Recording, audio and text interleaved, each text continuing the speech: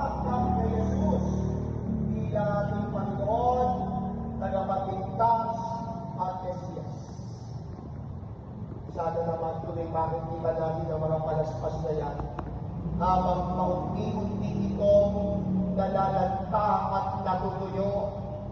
Nakakabit pa ito sa pintuan, bintana, o nakalagay sa altar ng ating bahay at tahanan na wala din natin pinapalaala sa ating mga sarili na si Jesus ay tinanggap natin bilang ating Panginoon, bilang ating tagapagligtas, na si Jesus ang tanging kinikilala natin na ating Panginoon at ating tagapagligtas.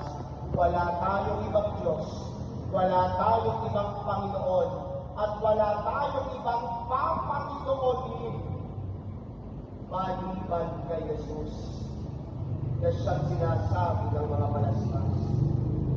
Nawa ang mga palaspas na ito ay magpatunay at magpaalaala din sa atin na ang buhay natin ay buhay ng pagmamarangal kay Jesus.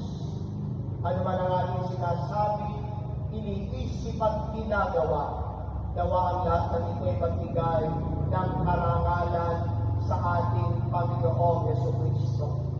At nawa ang mga palaspas na yan ay magpaalaala din na ang Jesus na ito ay Mesiyas na ating susundin at Mesiyas na ating susundan. Susundin ang kanyang mga utos, susundan ang kanyang mga halimbawa.